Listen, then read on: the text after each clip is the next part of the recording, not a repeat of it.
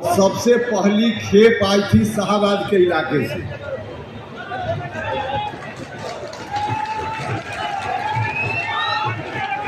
और सबसे अंतिम खेप तो अभी पहुंच ही नहीं पाएगी, वो तो अलग अलग जगह पे लोग खड़े हैं। तो इतनी अच्छी उपस्थिति, आज जगदेव बाबू को याद करने का दिन है। हम उनके चरणों में श्रद्धा सुमन अर्पित करते हैं। आज शिक्षक दिवस भी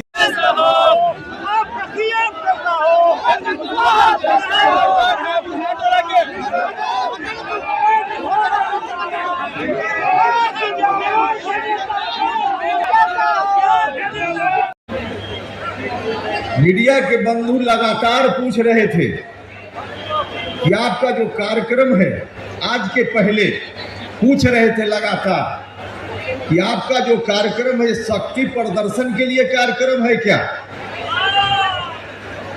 भैया, उपेंद्र कुशवाहा को शक्ति प्रदर्शन करने की जरूरत नहीं है।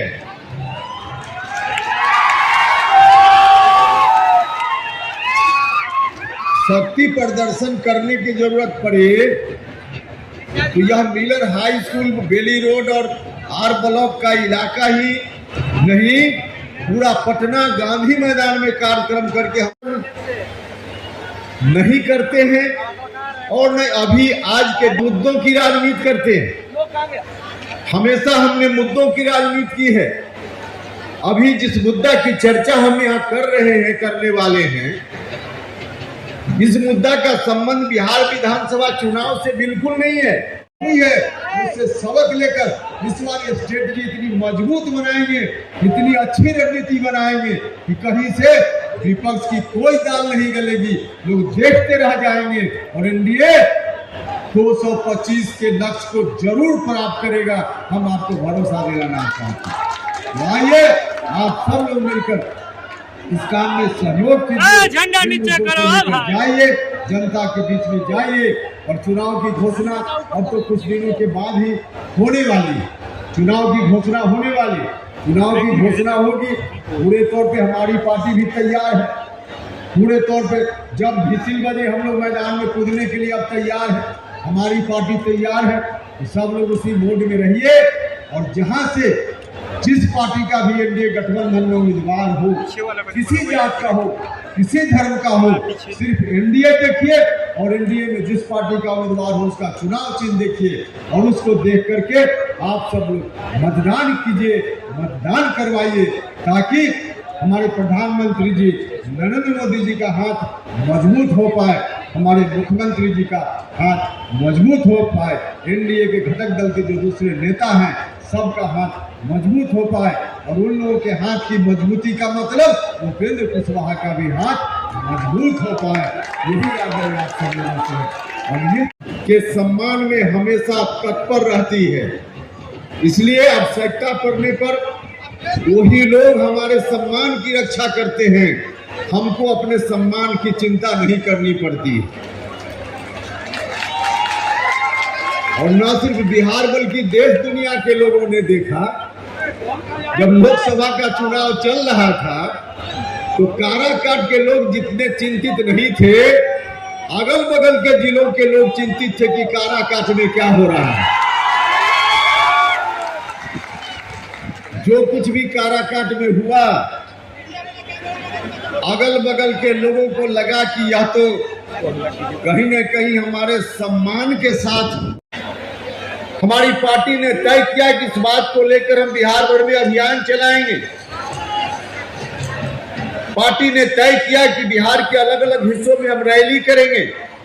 पहली रैली हमने शाहबाद के इलाके में विक्रमगंज में की, दूसरी रैली हमारी मुजफ्फरपुर में हुई, तीसरी रैली मगध की धरती पर गया जी में हुई और चौथी रैली अभी पटना के मिलर हाई स्कूल के मैदान में हो रही है। चुनाव अब सामने है। अब आगे का काम चुनाव का काम है, उसमें हमारे साथी लगेंगे, आप सब लोगों को लगना है। लेकिन जिस मुद्दा को लेकर हम चले हैं, इस मुद्दा से संबंधित अभियान का समापन आज नहीं है। हम चुनाव तक के लिए इसको स्थगित करेंगे। बिहार विधानसभा चुनाव के बाद परिसीमन सुधार का विषय हमारा फिर आगे जारी रहेगा, अभियान हमारा आगे जारी रहेगा। के बीच में आप सब रहते हैं तो भड़काने वालों से सचेत कर लीजिए, उसको समेट लीजिए। दुनिया की कोई ताकत एनडीए को शिकस्त देने का काम नहीं कर सकती है, नहीं कर सकती है। हम तो यह कहते हैं कि जो रिजल्ट हुआ लोकसभा में उससे कई गुना बेहतर रिजल्ट विधानसभा में होगा। और लोकसभा में भी रिजल्ट हुआ, ठीक हमारे एक साथी बोल रहे थे, जहां कहीं भी एनडीए हारा विपक्ष के चलते नहीं हारा। एनडीए जहां भी हारा विपक्ष के चलते नहीं हारा। हमारी टीम में ही कुछ लोग थे जो अपने ही तरफ गोल करने में लग गए, इसके चलते हमारी टीम हार। अब सेल्फ गोल कीजिएगा, कोई एनडीए तो हारेगा, तो सेल्फ गोल करने वालों से सावधान।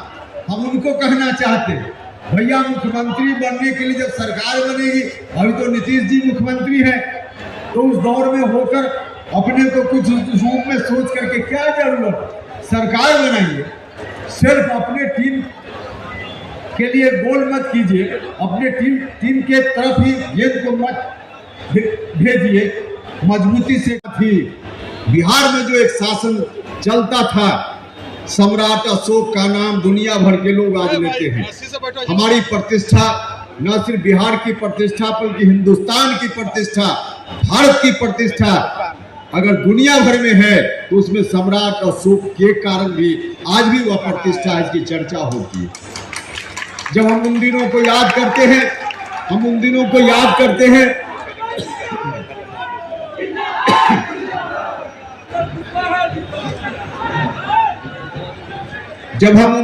याद करते हैं तो वह शासन कहां से चलता था, वह साम्राज्य कहां से चलता था। उस साम्राज्य की सीमा अफगानिस्तान, बांग्लादेश, बर्मा कहां तक सीमा थी, अफगानिस्तान कहां तक थी, लेकिन चलता कहां से था, इसी पटना की धरती से, जो उसके उस समय हम लोग पाटलिपुत्र की धरती कहते थे, यही से वह साम्राज्य चलता था। हम जब उसको याद करते हैं तो न सिर्फ महापुरुषों की जयंती पर, उनकी पुण्यतिथि पर हम याद करें, बल्कि ऐसी स्थिति बने कि रोज हम उनको याद करें, बिना याद किए हुए उनको हम याद करते रहें, अनजाने याद करते रहें, इसकी जरूरत है। और इसी के लिए हमने बार बार कहा है कि पटना का नाम जिस तरह से कलकत्ता का नाम कोलकाता हो सकता है, बंबई का नाम मुंबई हो सकता है, मद्रास का नाम चेन्नई हो सकता है, तो क्या पटना का नाम पाटलिपुत्रा नहीं हो सकता? तो पटना का नाम पाटलिपुत्रा हो, यह भी हमारी मांग है। हम पहले से इस मांग को उठाते रहे हैं। तो मेरा पक्का भरोसा है कि जिस तरह की सोच के थे जगदेव बाबू, निश्चित रूप से 5-10 साल में कोई ना कोई ऐसा व्यक्ति को, उस विचारधारा से लैस व्यक्ति को अपने बाप के लिए उत्तराधिकारी के रूप में प्रस्तुत जरूर कर दिए होते, लेकिन नहीं कर पाए। अचानक चले गए। विडंबना जिसके चलते इस मन से राज्य की सरकार पटना का नाम पाटलिपुत्र करने का प्रस्ताव अविलंब ले भारत सरकार को भेजे। आवश्यकता अनुसार भारत सरकार कार्रवाई करेगी, फिर हम लोग वहां भी देखेंगे। लेकिन राज्य की सरकार के जिम्मे जितना काम है राज्य की सरकार करे। हम फिर दोहराएंगे कि आगे आने वाले दिनों में जितनी ताकत आप दीजिएगा बिहार के लोग देंगे, तो इस मांग को पूरा कराने की दिशा में भी उस ताकत का इस्तेमाल करने का काम हमारी पार्टी करेगी। वैसे तमाम मुद्दों की हम बात करते हैं, कुल मिला जुलाकर उपेंद्र कुशवाहा पद नहीं परिवर्तन की बात करता रहा है। हम पद की चिंता नहीं, परिवर्तन की चिंता करते हैं, हम बदलाव की चिंता करते हैं। वंचित समाज के लोगों को न्याय कैसे मिले, हम इसकी चिंता करते हैं।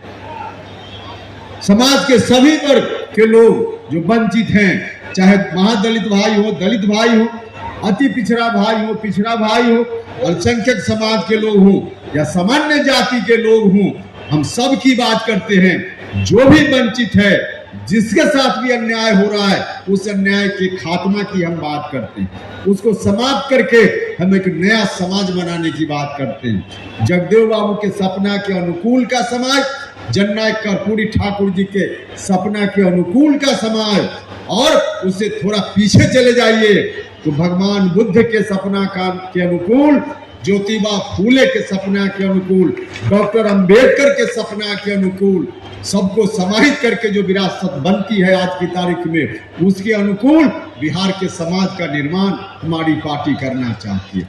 इसलिए हम किसानों की भी बात करते हैं, नौजवानों की भी बात करते हैं। हम जब सामाजिक न्याय की बात करते हैं, जगदेव बाबू को याद कर रहे हैं, सामाजिक न्याय की सबसे मुखर आवाज उस समय जगदेव बाबू थे। सामाजिक न्याय की सबसे मुखर आवाज उस समय जगदेव बाबू थे। तो सामाजिक न्याय की जब हम बात करते हैं तो समाज में जो वंचित लोग हैं, चाहे जिस जाति के हों, जिस धर्म के हों, हम सब की बात करते हैं, सबके बीच समानता लाने की बात करते हैं। हम किसानों की समृद्धि की भी बात करते हैं, महिलाओं के सम्मान और सशक्तिकरण की भी बात करते हैं। तो हर तरह से हमारा एजेंडा, हर तरह से हम मुद्दों की बात करते हैं भाइयों और मित्रों। इसलिए आगे आने वाले दिनों में इस विषय को लेकर हमको आगे बढ़ते रहना है। आपका साथ चाहिए, सहयोग चाहिए। आज जो विषय है, इस विषय पर भी हम चर्चा करेंगे, लेकिन उसके पहले, क्योंकि हम विरासत की बात बार बार कर रहे हैं, जगदेव बाबू का नाम बार बार ले रहे हैं, भाइयों और मित्रों, मीडिया के लोग कहते रहते हैं, कई मीडिया के लोगों ने कुछ दिन पहले मुझसे कहा कि परिसीमन को बिहार विधानसभा चुनाव में आप मुद्दा बनाएंगे क्या? लोग कहते हैं कि चुनाव है इसलिए आप परिसीमन को मुद्दा के रूप में उठा रहे हैं। हमने कहा कि भैया, बिहार विधानसभा से क्या रिश्ता है उसका, चुनाव से क्या संबंध है उसका? तो मुद्दा, क्योंकि राज्य के हित का मुद्दा, इसलिए हम उठा रहे हैं। और जैसा कि हमने कहा कि चुनाव के बाद भी हमारा अभियान जारी रहेगा, तो परिसीमन बहुत आवश्यक है। संविधान ने जो हमको अधिकार दिया था, डॉक्टर अंबेडकर साहब के नेतृत्व में जो गठित टीम थी, उस टीम ने जो अधिकार दिया था, उस अधिकार से हमको वंचित करने का प्रयास किया गया है पिछले 50 वर्षों से, और उसका खामियाजा बिहार भुगत रहा है। संविधान में व्यवस्था है, आजादी के समय जो संविधान हमको मिला, उस संविधान में यह बात लिखी हुई है कि प्रत्येक 10 साल पर देश में जनगणना होगी, और जनगणना में जो आंकड़ा आवेगा जनसंख्या के बारे में, उस आंकड़ा के आधार पर देश में चाहे संसद में सीटों की संख्या हो या राज्य की विधानसभाओं में सीटों की, आप सब लोगों से भी आग्रह है, एनडीए के पक्ष में वातावरण जो है उसको और तेज करिए और मजबूती दीजिए। भारत की सरकार, राज्य की सरकार मिलकर जो काम कर रही है, बिहार के सामने ऐसा सुनहरा मौका, शायद अगर चूक गए तो कभी ऐसा मौका नहीं आएगा, कभी ऐसा मौका नहीं आएगा। हमारे प्रधानमंत्री जी ने बार बार कहा है कि भारत को विकसित राष्ट्र बनाना है, और भारत विकसित राष्ट्र तभी बनेगा जब बिहार विकसित राज्य बनेगा।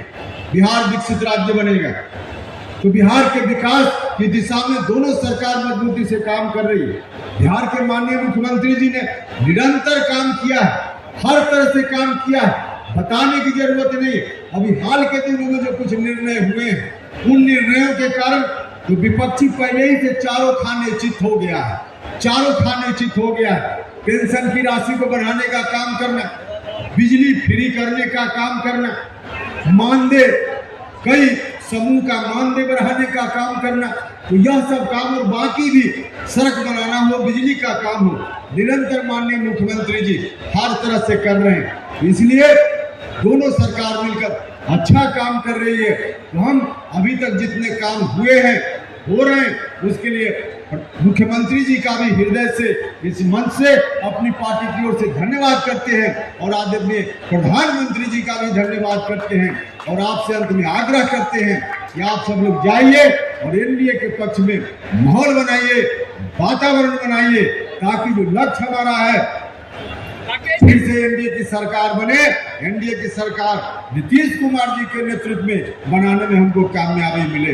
विपक्ष के लोगों के पास कोई मुद्दा नहीं है, इसलिए अनर्गल बातों को लेकर आपके बीच आएंगे। अभी एसआईआर का मुद्दा लाया, कोई मुद्दा ही नहीं है। एसआईआर का मुद्दा, जीरो से राहुल गांधी जी की यात्रा की शुरुआत हुई थी और जीरो पर जाकर उनकी यात्रा समाप्त हो गई है। कोई मतलब नहीं है। एसआईआर के नाम पर बिहार की जनता को बरगलाने चले थे, लेकिन बिहार की जनता नहीं बरगलाने वाली है। और आरजेडी का तो कहना ही क्या, आरजेडी का कहना ही क्या है। इनको तो न कोई विकास से लेना देना है और न इनको और कोई बात से लेना देना है। तो कुछ भी अनर्गल बात, और कभी गंगा किनारे जाकर डांस कर लेने से कोई मुख्यमंत्री बन जाए तो सबसे बड़ा डांसर भारत का प्रधानमंत्री बने, सबसे बड़ा डांसर भारत का प्रधानमंत्री बने। अरे भाई, आप अपनी छवि भी जरा ठीक रखिए। क्या लफुआ की तरह डांस करते हैं? डांस करने की कोई जगह हो उस तरह से तो कीजिए, एंजॉय कीजिए, इस पर रोक नहीं। नाचना कोई बुरी चीज नहीं, नाचना बुरी चीज नहीं, लेकिन जिस तरह से लफुआ की तरह प्रदर्शन कर रहे हैं तो आपकी खुद की छवि भी गलत जा रही है। आप उम्र में छोटे हो इसलिए सजेशन भी दे रहे हैं। छवि को बना के रखो, बचा के रखो। अभी तो कहीं से कोई दाल नहीं गलने वाली है। नीतीश कुमार जी मुख्यमंत्री है, रहेंगे तो किसी की कोई दाल नहीं गलने वाली है। विपक्ष लाख छटपटा ले, कुछ नहीं होने वाला है। लेकिन उन लोगों का काम ही यही है, कुछ अनर्गल बात बोलेंगे और बिहार की जनता को बरगलाने का प्रयास करेंगे। भारत है तो उपेंद्र कुशवाहा को प्रेरणा मिलती है, ताकत मिलती है, अंदर से साहस मिलता है। पिछले साल जब राज्यसभा की सदस्यता के लिए मेरा नाम चयनित हुआ तो 5 सितंबर से 5-7 दिन पहले पिछले साल राज्यसभा सचिवालय से मुझको फोन आया कि 4, 5, 6, 7 सितंबर में से कोई एक दिन बताइए, आप अपनी सुविधा के अनुसार जिस दिन आप शपथ ग्रहण करेंगे। हमने बिना सोचे कहा कि 5 सितंबर को करेंगे और 5 सितंबर को पिछले साल हमने राज्यसभा सदस्यता के लिए शपथ ग्रहण पार्लियामेंट में लेने का काम किया। 5 सितंबर शहीद जगदेव बाबू की शहादत का दिन है। आज हम उनको याद भी करते हैं। हमारी पार्टी विचारधारा की बात करती है। आपको याद होगा, बिहार के लोगों को याद होगा, जब पहली बार पार्टी हमने बनाई थी, राष्ट्रीय लोक मोर्चा गठित की थी, तो पहला कार्यक्रम से कहा गया कि अगले शिक्षा की बात करते हैं तो दुनिया के स्तर पर शिक्षा की क्या स्थिति है। दुनिया के स्तर पे अब आर्टिफिशियल इंटेलिजेंस का समय आ गया। अब शिक्षण संस्थानों में एआई का उपयोग हो रहा है। एक प्राइवेट एजेंसी ने, जो देश से बाहर की एजेंसी है, अभी कुछ दिन पहले रिपोर्ट दी। उस रिपोर्ट के आधार पे दुनिया के जो बड़े देश हैं, जो विकसित देश हैं, उन देशों में 60% के लगभग यूनिवर्सिटीज और कॉलेज एआई का उपयोग करते हैं, आर्टिफिशियल इंटेलिजेंस का उपयोग करते हैं। अब तो हम आज शिक्षक दिवस है, लेकिन अब जो आगे आने वाले दिनों में जिसकी शुरुआत हो चुकी है, अब शिक्षक हमारे आपके जैसा कोई व्यक्ति की जगह, मानव की जगह रोबोट शिक्षक का काम करेगा। रोबोट शिक्षक का काम करेगा जो दुनिया भर की जानकारी से लैस होगा और बच्चों को ही शिक्षा देने का काम करना पड़ेगा। हमको उससे टक्कर लेना पड़ेगा, हमको उससे मुकाबला लेना पड़ेगा। और वैसे शिक्षकों को, मानव जो आदमी है, उसमें इस तरह की गुणवत्ता लाकर उस स्तर का शिक्षक हमको बनाना पड़ेगा, उस स्तर का शिक्षक बनाना पड़ेगा। तब जाकर दुनिया के मुकाबले हम अपने बच्चों को खड़ा कर पाएंगे। हम अपने बच्चों को अगर दुनिया के मुकाबले ले जाना चाहते हैं, उस मुकाबले हमको खड़ा करना पड़ेगा। और जब इस मुकाबले खड़ा करना पड़ेगा, हम भारत सरकार में मंत्री थे, सिर्फ बिहार में ही, बिहार से बाहर भी कई राज्य में जाते थे। स्कूल में, स्कूली शिक्षा मैं उस वक्त देख रहा था, विद्यालय में जाते थे, खासकर सरकारी विद्यालय या बहुत सारा प्राइवेट विद्यालय में भी, वहाँ बच्चों से, और जो लोग भी चाहते हैं कि परसिमन हम आगे नहीं होने देंगे, उनको मुंह तोड़ जवाब देने का काम करते हुए परसिमन का रास्ता आगे निकले, इस बात के लिए हम चाहते हैं वातावरण बने। इसलिए हमने कार्यक्रम अपने हाथ में लेने का काम किया। तो संविधान की व्यवस्था के हिसाब से अगर जनगणना के आधार पे परसिमन का काम निरंतर जारी रहता, तो पिछली जनगणना का जो रिपोर्ट है, सबसे लेटेस्ट रिपोर्ट अभी वही है। 2011 2021 में जनगणना होनी थी, कोरोना के कारण विलंब हुआ है, लेकिन 2011 में जो जनगणना हुई उसकी जो रिपोर्ट है, उस रिपोर्ट के आधार पर अगर परसिमन होता तो हमारे बिहार में 40 लोकसभा क्षेत्र जो अभी वर्तमान में है, इसकी जगह कम से कम 60 लोकसभा क्षेत्रों की संख्या होती। 60 हमारे बिहार के किसी भी पार्टी के लोग हों, जाकर संसद में, लोकसभा में सिर्फ 40 लोग अभी जाकर बिहार के हक की बात करते हैं। परसिमन अगर हुआ रहता, जो पुरानी व्यवस्था संविधान में थी उसके अनुसार, तो अभी कम से कम 60 लोग एमपी बनकर लोकसभा में हमारे बिहार के होते और बिहार के हक की बात वहां करते। तो जहां 60 लोग होते, 40 लोग कर रहे हैं। योजना भी कई उस तरह की बनती है सरकारों के द्वारा, जितना लोकसभा क्षेत्र उस तरह से योजना, तो कम लोकसभा क्षेत्र तो कम योजना का लाभ, कम योजना का लाभ। यह अन्याय हो रहा है पिछले 50 वर्षों से। इस अन्याय को रोकना है कि नहीं रोकना है? इस अन्याय को रोकना है तो इस आवाज को और बुलंद करने का काम करना पड़ेगा, इस आवाज को और बुलंद करने का काम करना पड़ेगा। भाइयों और मित्रों, वह सबसे पहले IAS IPS या BPSC करके अलग अलग राज्यों के सर्विस कमीशन में बैठ करके और प्रशासनिक सेवाओं में जाना चाहता है। प्रशासनिक सेवाओं में जाना उसकी प्राथमिकता होती है। डॉक्टर बनना चाहता है, इंजीनियर बनना चाहता है, इत्यादि बनना चाहते हैं, और नहीं कुछ मिला, अंत में किसी भी कंपटीशन में नहीं जा पाया, तब अंत में आकर के वह शिक्षक पात्रता परीक्षा देता है, नेट देता है, टेट देता है, STT देता है, CTT देता है, और सभी जगह से नाउम्मीद होकर जो बच जाता है वही गांव में या शहर में सरकारी स्कूल के शिक्षक बनते हैं, वही शिक्षक बनते हैं। भाइयों और मित्रों, इस स्थिति में बदलाव लाना पड़ेगा। शिक्षक का जो पोस्ट है उसमें भी उसी तरह का आकर्षण देना पड़ेगा जो आकर्षण बाकी जगह है।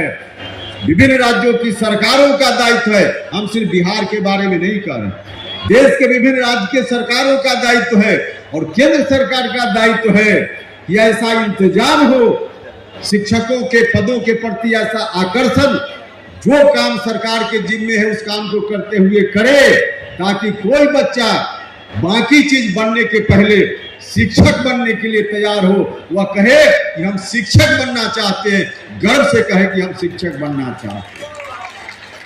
यह काम भी, जहां तक हमारी ताकत है, राष्ट्रीय लोक मोर्चा की ताकत है, हम इस बात को लेकर भी चल रहे हैं, हम इस बात को लेकर भी चल रहे हैं। और आगे आने वाले दिनों में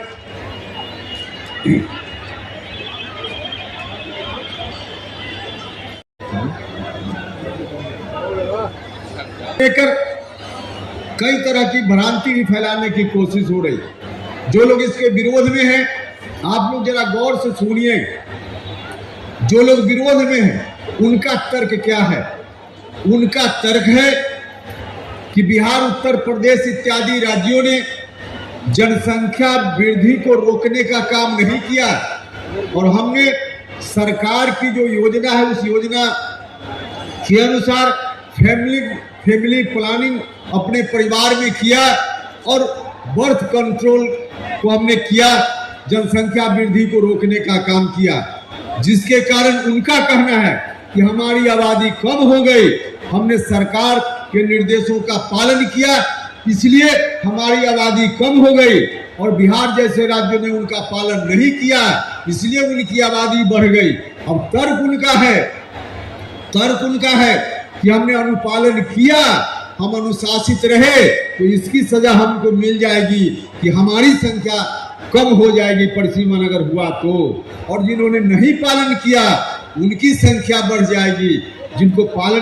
जिन्होंने किया उनको उनका नुकसान हो जाएगा, और जिन्होंने नहीं पालन किया उनको प्रोत्साहन मिल जाएगा। यह उनका तर्क है, यह उनका तर्क है। लेकिन मैं आपको बताना चाहता हूं, उनका तर्क सत्य से बिल्कुल परे है, सत्य से बिल्कुल परे है।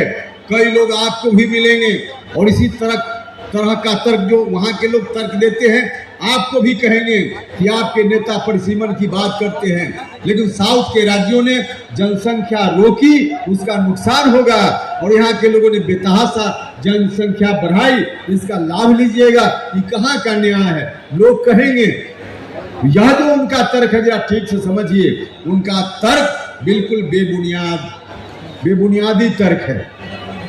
भाइयों और मित्रों, उनकी जनसंख्या जब से देश में जनगणना का काम शुरू हुआ, आजादी के पहले का 150 साल, 1881 में पहली बार तत्कालीन भारत की सरकार ने जनगणना कराने का काम शुरू किया था। तब से जनगणना आजादी के समय तक लगभग 150 साल में जो जनगणना की रिपोर्ट है, उस रिपोर्ट के हिसाब से तब हमारी आबादी, बिहार और बिहार के अगल बगल के राज्यों की आबादी उस वक्त घट रही थी, बढ़ नहीं रही थी, घट रही थी। उनकी आबादी तब बढ़ रही थी। जो लोग आज कह रहे हैं कि हमने आबादी को कंट्रोल किया है, तो 150 वर्षों में उनकी आबादी बढ़ रही थी, लगातार बढ़ रही थी। 51 तक बढ़ा, 61 तक उनकी आबादी उनकी बढ़ी, और 71 में मामूली सा उसमें मामूली कमी आई। तो लगातार 150 साल से आबादी आप बढ़ा रहे थे। अगर लोगों के चाहने से ही आबादी बढ़ने का मामला है, जैसा लोग तर्क देते हैं दक्षिण के लोग, तो जब उनकी आबादी बढ़ रही थी तो 51 में उसका लाभ लिया, 61 में उनकी आबादी बढ़ रही थी तो उसका लाभ लिया, 71 में भी लाभ लिया, और 61 हमारी आबादी उस वक्त नहीं बढ़ी जब देश गुलाम था। सबसे ज्यादा अंग्रेजों के शोषण के हम शिकार हुए। राष्ट्रीय स्तर पर है, बिहार के साथ 50 साल से जो अन्याय हो रहा है, उस अन्याय के खिलाफ हम खड़ा होना चाहते हैं। इसका बिहार विधानसभा चुनाव के साथ कोई संबंध नहीं। हमारा यह कार्य हुए, हमारे यहाँ विकास की गाड़ी अवरुद्ध हो गई, हम शिक्षा के क्षेत्र में पिछड़ गए, वहाँ विकास की गाड़ी आगे बढ़ते रही। वहाँ जो विकास का काम अभी भी ज्यादा देख रहे हैं, उसके पीछे भी ऐतिहासिक कारण है। उनका विकास ज्यादा हुआ, उनके यहाँ शिक्षा का प्रसार ज्यादा हुआ, ऐतिहासिक कारण से हमारे यहाँ इसका अभाव रहा। तो उनकी आबादी जब बढ़ रही थी तब तो 61 में तो परिसीमन रोकने की बात उन्होंने नहीं की। उनको जब लाभ मिल रहा था तो परिसीमन उनके लिए ठीक था। 71 में जब लाभ मिला तो परिसीमन ठीक था, और शुरुआती दौर में हमारी आबादी कम थी। जब अब हमारी आबादी बढ़ रही है तो अब करें कि नहीं, अब तो भोज बंद हो जाएगा। मतलब कि जब पंगत में बैठकर वहां के लोग भोजन कर रहे थे तब तो पंगत जारी रहे, उनकी भी कोशिश थी। जब उनका पेट भर गया, जब हमारी बारी खाने की आई, तो कहते हैं कि अब पंगत बंद कर दो, अब भोज ही बंद हो जाएगा। तो भाइयों और मित्रों, ये आबादी वाला जो तर्क है पूर्णतः उनका गलत तर्क है। शुरुआत में उनकी आबादी बढ़ी, अब हमारी आबादी बढ़ रही है। उनको लाभ पहले मिला, अब हमको लाभ मिलना चाहिए। और जहां तक सरकारी उपाय से आबादी के नियंत्रण की बात है, तो यह भी उस रूप में नहीं है जिस रूप में सामान्य तौर पे उसका अर्थ लगाया जाता है। कोई भी व्यक्ति, कभी भी कोई माता पिता अपने बच्चा को यह सोचकर जन्म नहीं देता है कि हमारा बच्चा जन्म लेगा तो हमारे राज्य की आबादी बढ़ेगी और परिसीमन में लोकसभा क्षेत्र की संख्या बढ़ेगी। यह सोचकर कोई अपने बच्चों को जन्म नहीं देता। यह बात ठीक है कि जनसंख्या वृद्धि को रोकने का काम करना चाहिए। जनसंख्या वृद्धि एक बड़ी समस्या है, संसाधन सीमित है, जनसंख्या बेतहाशा बढ़ रही है, इसको रोकने का काम करना चाहिए। लेकिन यह सरकारी उपाय से नहीं रुक सकता है। या सोच से। आदमी के अंदर अगर सोच होगी कि 4 बच्चे होंगे तो पढ़ाई लिखाई में दिक्कत होगी, 2 बच्चे होंगे तो पढ़ाई लिखाई में आसानी होगी, कम बच्चा होगा तो विकास परिवार का ज्यादा होगा, ज्यादा बच्चा होगा तो परिवार का विकास कम होगा। जो सोच जब उसके अंदर आएगी तब जाकर वह सरकारी उपायों का भी उपाय करेगा। पार्टी है सबसे मजबूत पार्टी, फिर बाकी पार्टी की जरूरत ही नहीं पड़ती। राष्ट्रीय लोक मोर्चा बनाने की जरूरत उपेंद्र कुशवाहा को नहीं पड़ती। हाँ, बाद में चलकर उसी पार्टी के नेता लालू यादव हो सकते थे, उसी पार्टी के नेता नीतीश कुमार हो सकते थे, लेकिन पार्टी वही रहती। लेकिन अचानक चले गए, अपना उत्तराधिकारी बनाने का वक्त ही उनके पास नहीं था। तो भाइयों और मित्रों, इसलिए हम बार बार बोलते हैं, कई लोगों को यह बात अटपटी लगती है, मैं आज भी इस मन से कह रहा हूं, मेरे पीछे बाउंड्री वॉल के पीछे पार्टी कार्यालय में बैठे हुए लोग सुन रहे होंगे। मैं कहना चाहता हूं, उत्तराधिकारी उसी विरासत का होना चाहिए जिस पार्टी को कोई भी आगे बढ़ाना चाहता है। और समय रहते अगर नहीं तय होगा तो शोषित समाज दल जिस रूप में समाप्त हुआ, नुकसान उस रूप में भी हो सकता है।